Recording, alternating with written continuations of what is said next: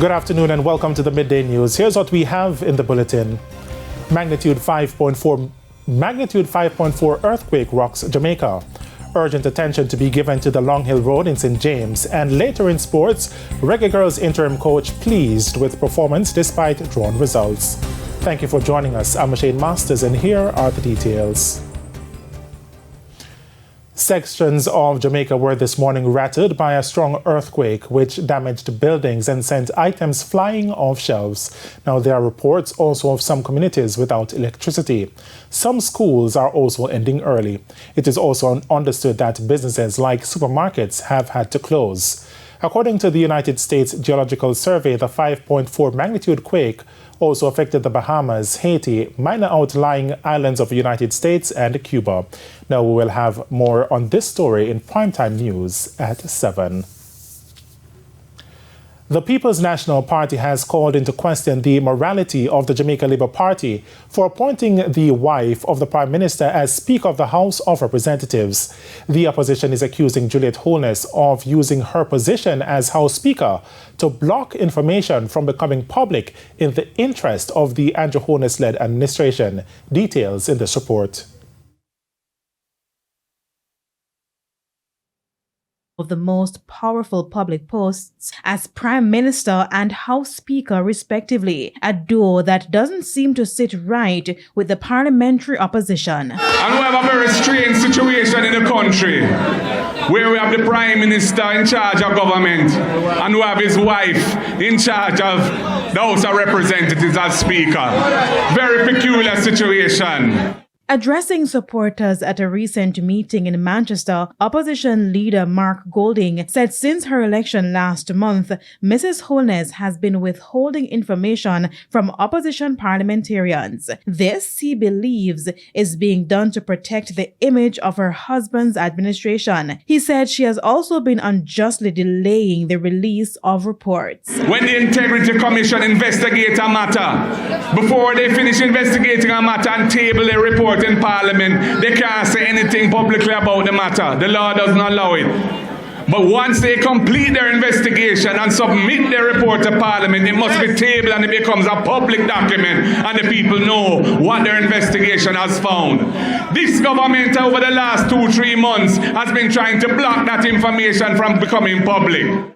His comments come after Mrs. Holness requested more time before releasing to table a report from the Integrity Commission. She insisted she wanted to have a discussion with the Senate President, the House Leader, and her deputy as she seeks to form her own view. The House Speaker said she did not want it to be concluded that the legal opinion from the Attorney General's chambers is a stipulation for the House. Kalisha Williams, TVJ News.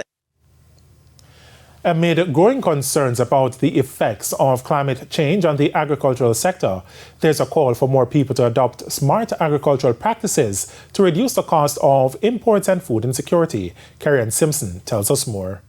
Jamaica's agriculture sector has been significantly affected by climate change and the ongoing drought. It is why farmers are being encouraged to embrace smart agricultural practices like hydroponic system and aquaculture. Garth Scott is the Research and Outreach Coordinator at the College of Agriculture, Science and Education CASE. The hydroponic system, which is the growing of plant in soil-less medium. So it means that we dissolve the nutrients that the plants require in the water and the plants grow there in the water. No soil is involved. We also have aquaculture, recirculating aquaculture, where we do freshwater fish production. Because with climate change, the wild catch is also depleting. And as a result of the depletion in the wild catch, there's a demand for freshwater fish production.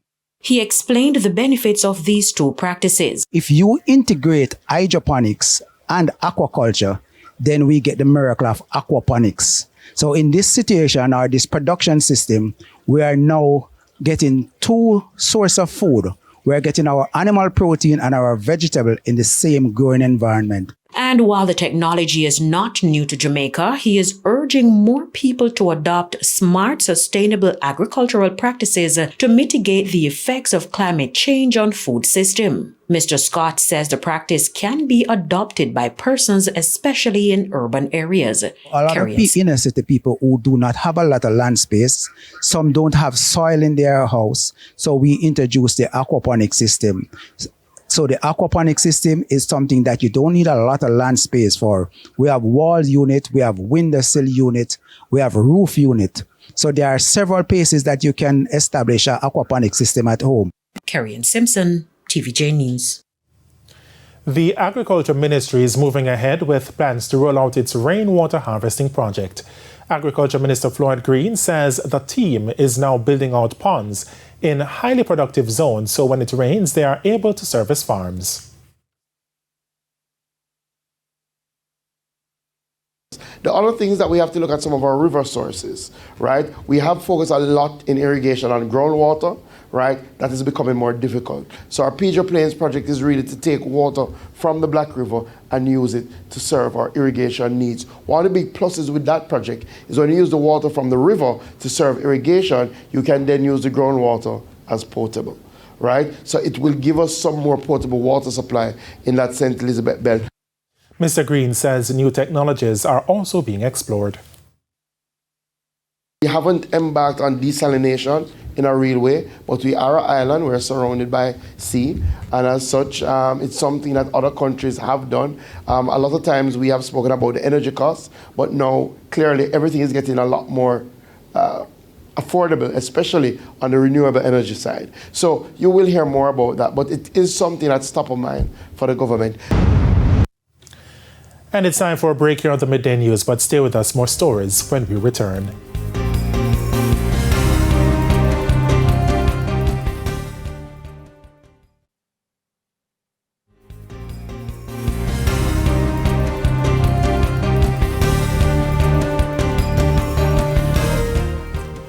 Welcome back to the Midday News. Chief Executive Officer of the Annotto Bay Hospital, Marshal Lee, has died. Information reaching our news center is that Ms. Lee was ailing for some time. It's further understood that she left the island last week for treatment overseas. However, she succumbed to her illness this morning. Time now for the top regional and international stories.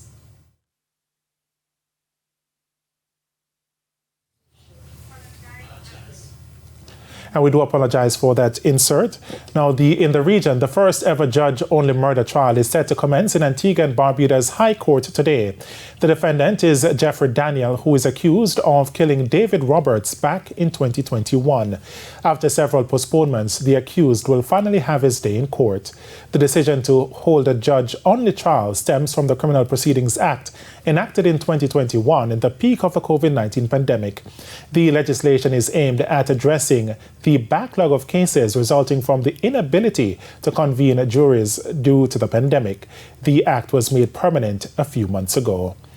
On the international scene, Israel has urged Russia to protect all its citizens and all Jews after a large mob shouting anti-Semitic slogans stormed at Dagestan airport. Now, video footage showed an angry crowd running through the airport in Makala, seeking people arriving on a flight from Tel Aviv. Some of the crowd ran onto the runway and surrounded the aircraft. Russia's aviation agency said security forces later brought the situation under control. It said the airport would preliminarily reopen on Tuesday.